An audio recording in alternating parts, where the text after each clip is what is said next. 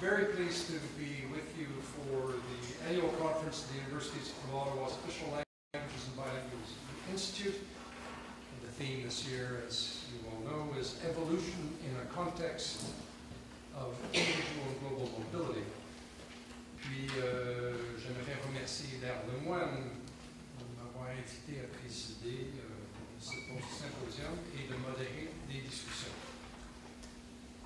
Dans ce premier symposium intitulé « Évaluation des politiques linguistiques, perspectives croisées », nous aurons l'occasion d'explorer les questions de l'évaluation sur les thèmes de la politique et de l'aménagement linguistique, du bilinguisme, de l'enseignement et de l'apprentissage en compagnie de trois experts en la matière que je vous présenterai en quelques instants. Evaluation is one of the most important aspects of any management process. It allows organizations to determine whether their best practices and programs are producing the intended results. At the end of the day, we're looking at whether the action plan is working as it is supposed to. Without close monitoring of results, it would be pointless to implement any program. The necessary fixes and adjustments could not be done in a timely manner, and the relevance of any kind of planning and execution would thus be put into question. Evaluation is a key step that marks both the finish line and, in a cyclical fashion, a return to the beginning of any course of language policy implementation. Dans le deuxième volume du rapport annuel 2009-2010 du Commissariat aux langues officielles, nous avons mis de l'avant le cercle virtueux nécessaire pour favoriser la dualité linguistique dans la fonction publique fédérale. Ce cercle comprend la compréhension, la planification, l'exécution et finalement l'évaluation. Le leadership, l'élément essentiel à la mise en place de toute politique, est au cœur de ce processus. Toute évaluation de programme ou de politique linguistique ne peut cependant se faire dans le vide. Une rétroaction provenant de toutes les sphères de compétences est nécessaire pour procéder à une bonne évaluation. Ce matin, nous aurons la chance d'écouter trois spécialistes de l'évaluation des politiques linguistiques qui nous exposeront leur point de vue. New Brunswick's Commissioner of Official Languages will address the question of evaluation and the revision of the province's Official Languages Act. Originally from Edmonton, New Brunswick, Mr. Carrier has been the Commissioner of Official Languages in New Brunswick since April 1st, 2003. He is the first person to hold this position. Over his career, he's been on the board of directors of the Centre Communautaire Sainte-Anne in Fredericton, the CEP Français de Fredericton, and Dialogue Nouveau-Brunswick.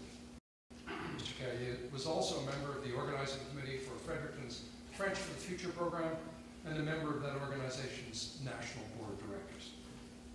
Notre deuxième conférencier est M. François Dumaine, associé chez Prairie Research Associates.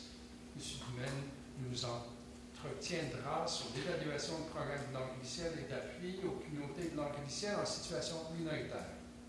M. Dumaine a conçu et géré de nombreuses évaluations de programmes et autres travaux de recherche pour les gouvernements fédéraux et provinciaux, ainsi que pour des organismes non gouvernementaux. M. Dumaine est membre du Barreau du Québec et a été président de la Société canadienne d'évaluation de 2008 à 2010. Il siège également au comité exécutif de l'Organisation internationale de coopération en évaluation. Finally, Maître Pierre Fouché, professor at the University of Ottawa's Faculty of Law since 2008, will speak about the potential implications of the Caron judgment in 2011 on language planning in Canada. Professor Fouché completed a bachelor's degree in law at the University of Montreal and a master's degree in administrative law at Queen's University.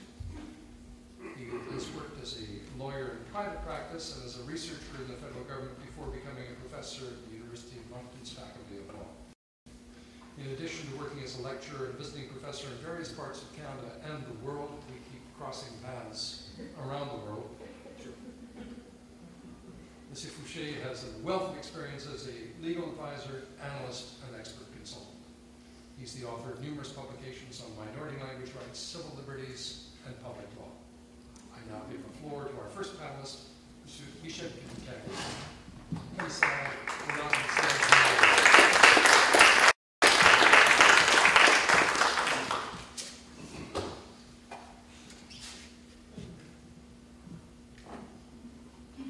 fonctionne?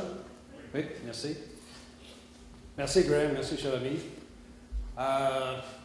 Quand mon ami Pierre Fouché m'a appelé il y a quelques mois pour me demander de participer, alors moi quand je viens, on m'invite à participer à une conférence, un colloque au sein du monde universitaire, je me sens un peu comme un poisson dans le sable.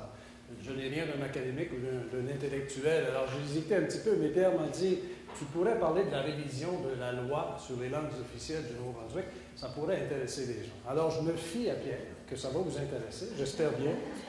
Et puis si ça ne vous intéresse pas, bien au moins vous êtes ici, tranquille, à l'aise,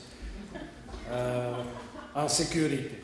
Alors, le Nouveau-Brunswick province, il y a des gens d'ailleurs. Alors, je vais vous donner un peu plus de détails. Certains d'entre vous, vous allez penser que je vous donne des détails qui ne sont pas nécessaires, mais pour les gens d'ailleurs, le Nouveau-Brunswick, petite province à l'est du Canada, est la seule province canadienne qui est officiellement bilingue et elle l'est depuis 1969. En 1969, on a adopté la loi sur les langues officielles à peu près en même temps que celle du Canada. Et en 2002, les députés de l'Assemblée législative adoptaient à l'unanimité des modifications à cette loi ou une nouvelle loi sur les langues officielles. Cette loi renferme plusieurs améliorations par rapport à celle adoptée en 1969 et elle contient un article qui exige du gouvernement qu'il entame un processus de révision de cette loi avant la fin décembre 2012. Alors cet exercice devrait constituer une occasion très importante de progresser davantage vers l'égalité des deux langues officielles chez nous, à condition bien sûr que les principes d'égalité et de respect soient au cœur de cette révision. Alors permettez-moi, encore pour les gens qui nous visitent d'ailleurs, de vous situer un peu dans le contexte du Nouveau-Brunswick. En 2002, ou en 2001, dans le discours du trône, le gouvernement du Nouveau-Brunswick annonçait l'adoption de cette nouvelle loi qui allait avoir lieu dans les mois qui allaient suivre et disait qu'elle allait poursuivre son travail pour assurer que la loi sur les langues officielles du Nouveau-Brunswick rencontre ses obligations constitutionnelles. Et à ce moment-là, on s'ouvrait un nouveau chapitre dans l'histoire des droits linguistiques au Nouveau-Brunswick. Alors, à ce moment-là, le discours du trône s'exprimait de la façon suivante. Chaque province renforce l'idéal canadien grâce à la dimension unique qu'elle donne au Canada. Pour nous, au Nouveau-Brunswick, une dimension particulière est le fait d'être la seule province officiellement bilingue au Canada. La loi sur les langues officielles actuellement en vigueur, adoptée en 1969, est demeurée presque inchangée malgré l'adoption en 1982 de la Charte canadienne des droits et libertés. Votre gouvernement poursuivra son travail pour assurer que la loi sur les langues officielles du Nouveau-Brunswick rencontre ses obligations constitutionnelles. Il faut noter qu'à ce moment-là, en 2001-2002, le gouvernement avait très peu de choix. Plusieurs des dispositions que la loi de 1969 contenait étaient tout simplement caduques, car le cadre juridique en matière de droits linguistiques avait grandement évolué depuis l'adoption de cette première loi en 1969. En effet, en 1981, chez nous, au Nouveau-Brunswick, on avait adopté une loi qui s'intitulait la loi reconnaissant l'égalité des deux communautés linguistiques officielles du Nouveau-Brunswick. Cette loi ajoutait une dimension collective aux droits individuels qui avait été établie en 1969 par l'adoption de la première loi sur les langues officielles. Et en 1982, comme je le disais tout à l'heure, et comme plusieurs d'entre vous le savez fort bien, la Charte canadienne des droits et libertés a été adoptée et enchâssée dans cette charte les droits linguistiques qui touchent précisément les droits linguistiques au Nouveau-Brunswick. Et notamment que le public au Nouveau-Brunswick a le droit d'employer le français ou l'anglais pour communiquer avec tous les bureaux et les institutions du gouvernement et d'en obtenir les services. En 1993, la Charte a été modifiée encore pour incorporer les principes qu'on avait dans la loi reconnaissant l'égalité des deux communautés linguistiques officielles au Nouveau-Brunswick. L'article 16.1 a été inséré. Et établi, encore une fois, que les deux communautés linguistiques ont un statut égal, définit le rôle de protéger et de promouvoir l'égalité de statut des communautés et confère explicitement ce rôle à la législature et au gouvernement. Alors, en plus des modifications législatives après la loi de 69, il y a eu plusieurs études au gouvernement qui ont évalué la situation des langues officielles, du bilinguisme au sein du gouvernement. Alors, et par la suite, il y a eu plusieurs décisions des tribunaux qui ont fait évoluer le droit en matière de droit linguistique. Ces décisions ont eu une influence importante au Canada et certainement chez nous, au Nouveau-Brunswick. Pour les juristes et les gens du domaine, l'arrêt Beaulac, je vous apprends rien en disant qu'elle a modifié radicalement les principes qui doivent guider l'interprétation et l'appréciation de nos lois linguistiques au Nouveau-Brunswick. Et dans cette affaire, on dit que l'interprétation qu'on doit donner au droit doit être fondée sur l'objet, de façon compatible avec le maintien et l'épanouissement des communautés de langues officielles. Quoiqu'elle n'a pas eu d'influence directe au Nouveau-Brunswick, elle a quand même eu une influence importante un peu plus tard. Et un jugement décisif au Nouveau-Brunswick, ce qui a déclenché l'adoption des modifications en 2002, fut la décision de la Cour d'appel dans l'affaire Charles-Lebois, où la Cour a invalidé les arrêtés municipaux de la ville de Moncton en disant qu'elle n'était pas conforme à la charte. Et en sorte, elle a aussi invalidé l'article 13 de la loi de 69 parce qu'elle donnait aux municipalités le droit d'adopter des arrêtés municipaux dans une langue ou dans l'autre. À ce moment-là, il y avait la possibilité pour le gouvernement du Nouveau-Brunswick d'en appeler de cette décision-là à la Cour suprême du Canada, mais a choisi, au lieu de ne pas suivre cette direction, et a annoncé son intention d'agir. 6 mois plus tard, le premier ministre de l'époque, le ministre Lord, a présenté la nouvelle loi sur les langues officielles.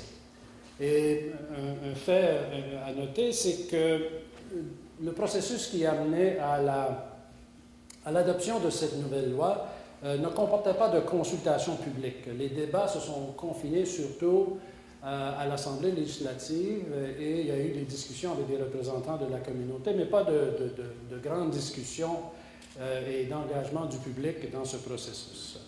Et je vais revenir un peu plus tard, ça reprend un peu ce que vous disiez ce matin, Madame, ce consensus social, ce projet qui doit être un projet de société. Alors, il est intéressant quand même, en lisant les débats entourant le nouveau projet, qu'il semblait régner au sein de l'Assemblée législative de Nouveau-Brunswick une collaboration remarquable qui a donné, vers la fin du processus, l'ajout de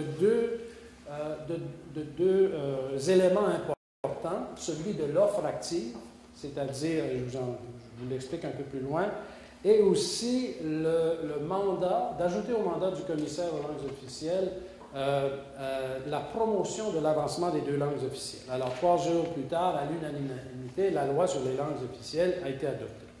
Comparée à celle de 69, elle est beaucoup plus détaillée et puis elle touche des domaines spécifiques que l'autre loi ne touchait pas, qui étaient plutôt symboliques, de nature symbolique, qui a quand même lancé ce projet de société, mais quand même ne réussissait pas à faire avancer les choses de façon marquée ou remarquable. La loi de 2002 parle de services de santé, services de police, de tribunaux. Alors, il y a cette question-là aussi d'offre active qui est très importante. Et importante dans le sens que en 69, même si on disait que les institutions devaient servir les gens dans leurs langues officielles, les gens de la minorité, les Acadiens, les francophones du Nouveau-Brunswick, hésitaient à se prévaloir de ce droit-là face aux institutions parce qu'ils ne s'attendaient pas que l'institution pouvait leur offrir un service dans la langue. Alors, c'était la question de l'offre et la demande, et certaines des